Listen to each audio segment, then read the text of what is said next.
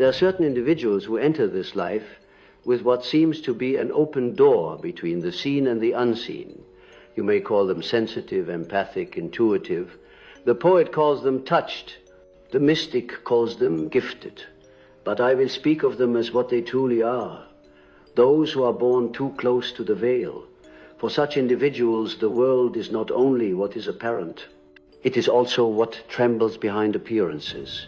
And that, my dear friends, is both a burden and a calling.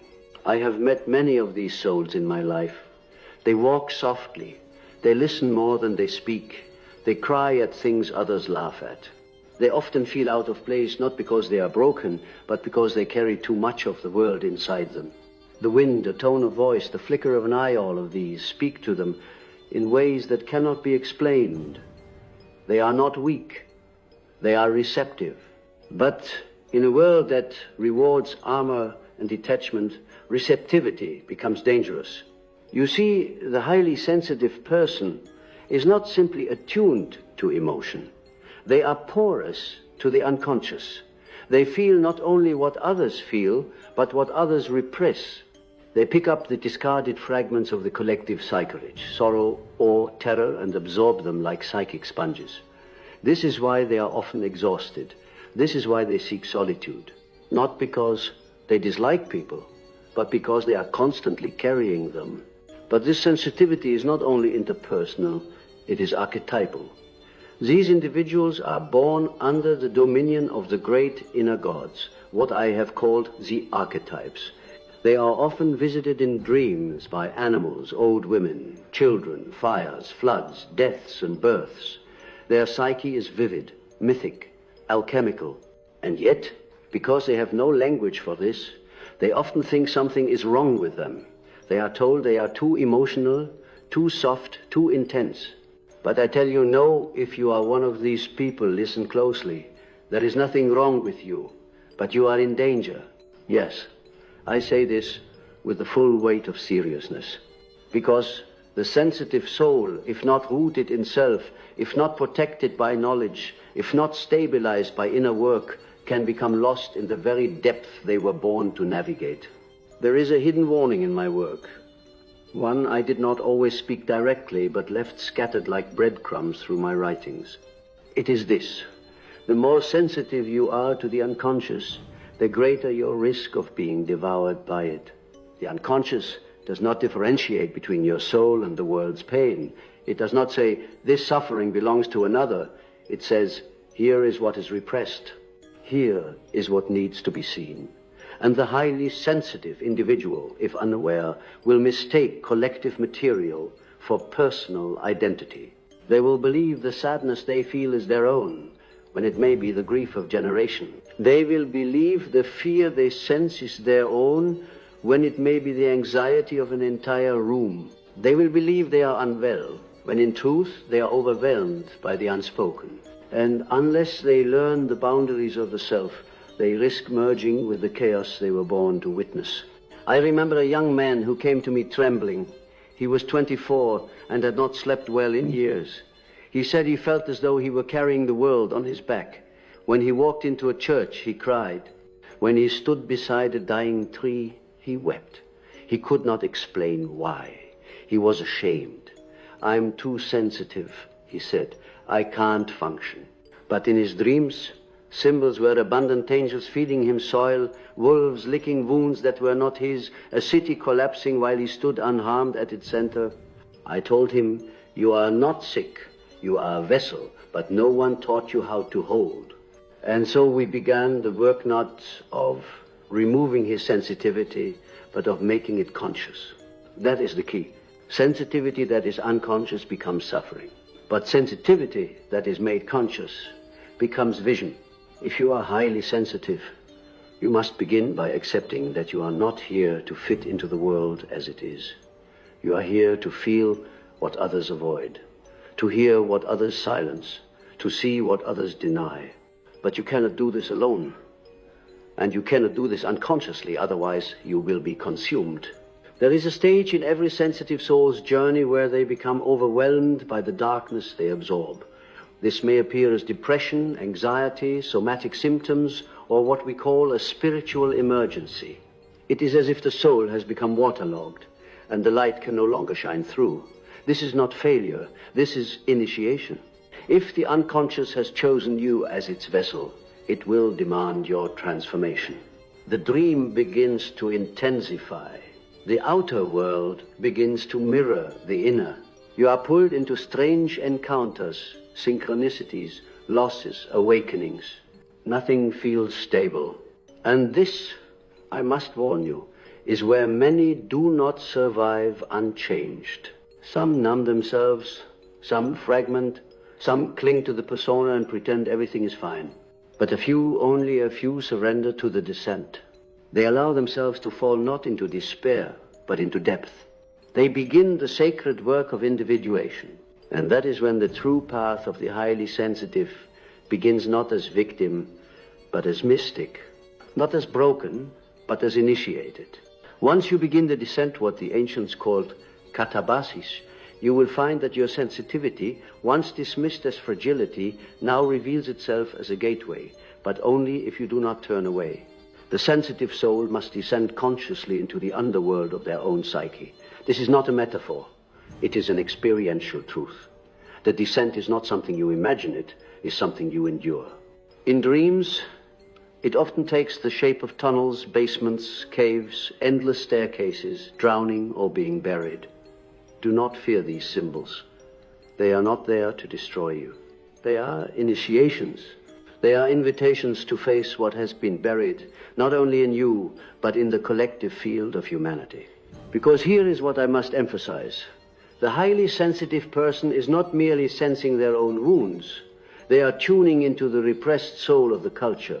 Their body becomes the mirror of the world's silence. And when that silence grows loud, it is the sensitive who trembles. They feel the weight of the unlived life, not only their own, but that of those around them. And so, unless the sensitive soul learns the structure of the self, unless they ground themselves in something deeper than emotion, they will float adrift between others' pain and their own confusion. That is why many sensitives become lost in roles. The healer, the listener, the empath, the peacemaker. These roles offer a momentary sense of identity, but they are masks. They cannot bear the full weight of the soul. Only the self can. The self is not the ego. It is not who you think you are. It is the whole of who you are, conscious and unconscious, light and shadow, masculine and feminine, wounded and wise.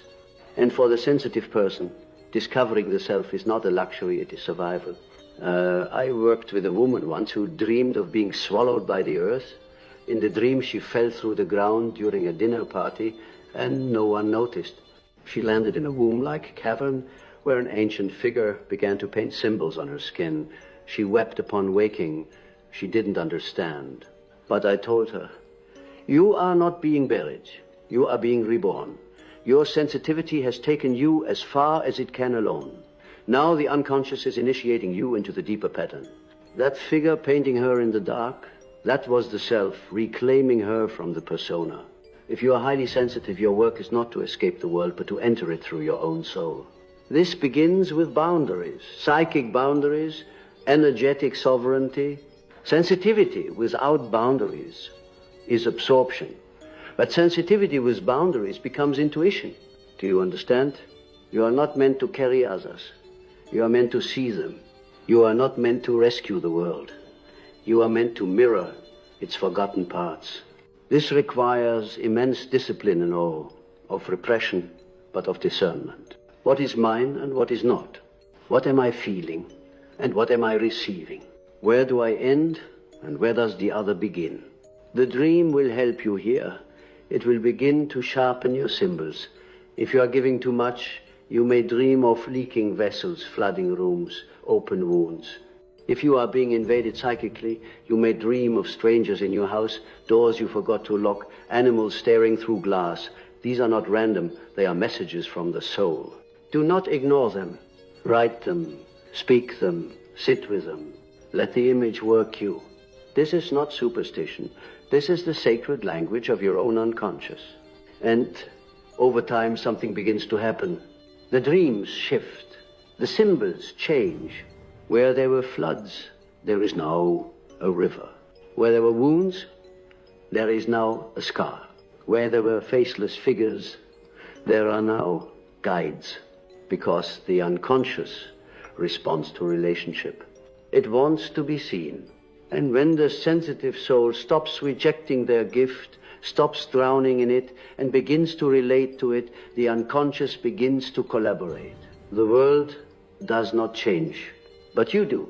You begin to notice when your emotions are not yours. You begin to choose what you engage with, rather than absorbed by default. You begin to honor your body's signals, your dreams' metaphors, your intuition's wisdom. And slowly, very slowly, you begin to feel something rare, a center, not an idea of who you are, but a living presence within. That is the self. And from that place, your sensitivity becomes not a burden, but a gift of precision. You no longer react to everything. You respond to what is real. And this, I must tell you, changes everything. Because most of the world is blind to its inner life. But you were born to feel it. Not as a victim, as a mirror. A mirror that has first looked inward.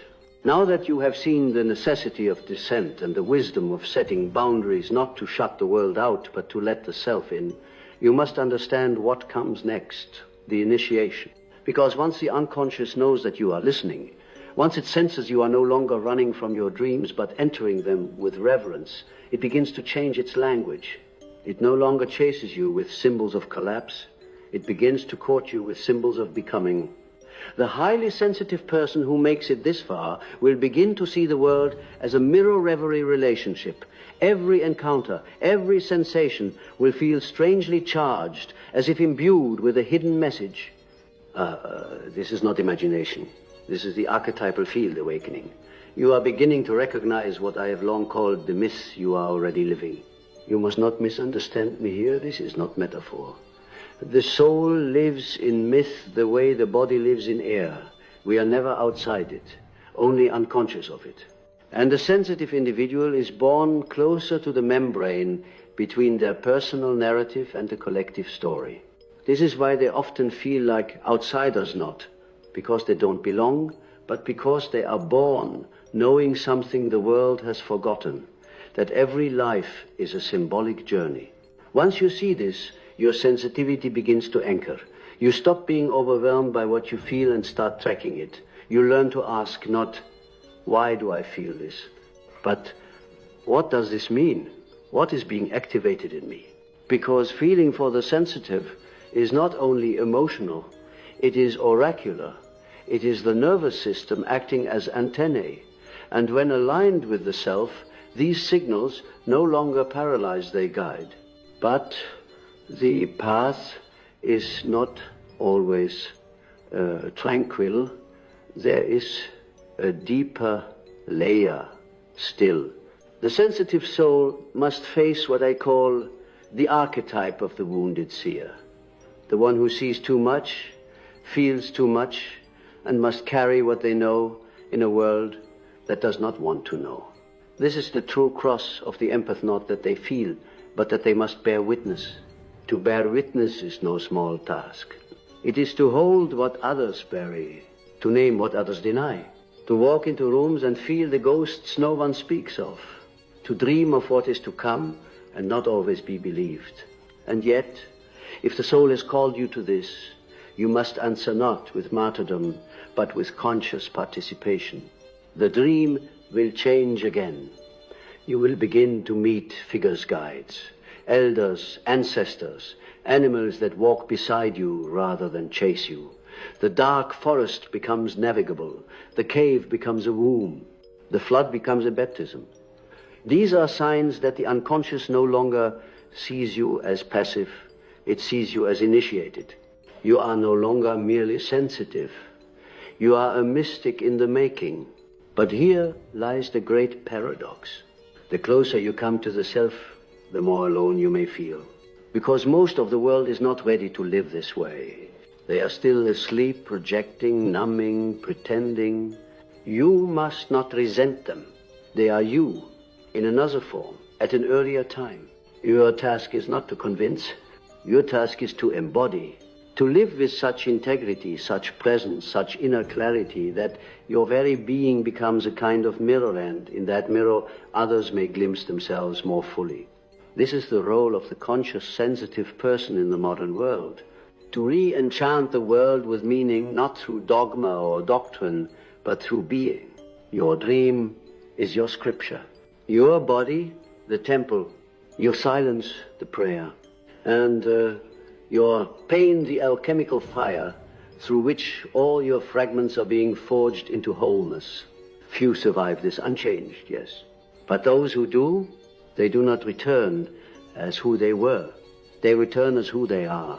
And in doing so, they help the world remember its soul. And now, having descended into shadow and risen through symbol, we must speak of the final movement in the journey of the sensitive soul, returning to the world without losing the soul's depth. This, I have found, is the most delicate task of all. It is one thing to awaken, it is another to remain awake in a world that constantly invites you to fall back asleep, to reabsorb into persona, to retreat into roles, to explain away the sacred with language too shallow for mystery. And yet the soul does not forget its journey. Once you have walked the spiral path inward and lived the initiation that only the unconscious can orchestrate, you cannot go back to the person you were. That person was built to survive. But now you are called to live. Here is the final warning, and it is a quiet one, the kind only the initiated can hear. Your sensitivity is no longer about you. It is the tool through which the self meets the world. Not to dominate it, not to escape it, but to witness it.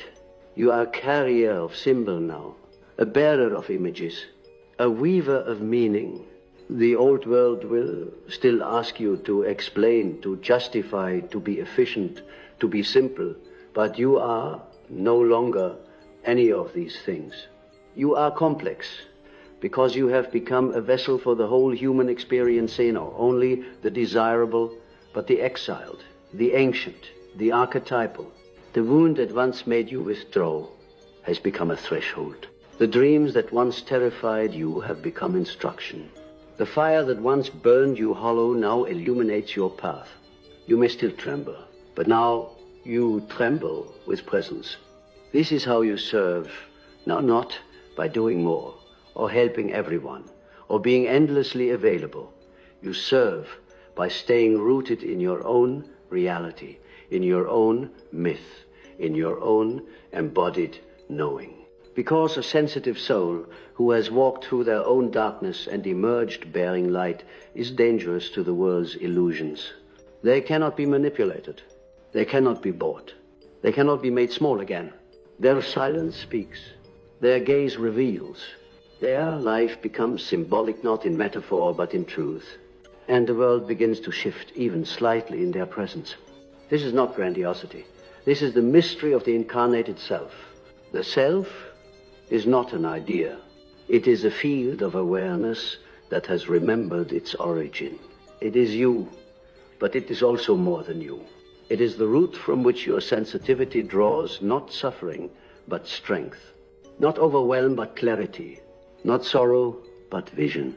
So if you are sensitive, and you have survived this journey, if you have descended and risen and walked with the unconscious long enough to feel its rhythm in your own breath, then know this: you are no longer fragile. You are feral. You are no longer reactive. You are responsive. You are no longer broken. You are whole. And in your wholeness, there is space for the world. Not to be carried, but to be held in witness. That is enough. And that is everything. So go now, not back into performance, but forward into presence. Let your dreams continue to speak. Let your body continue to guide.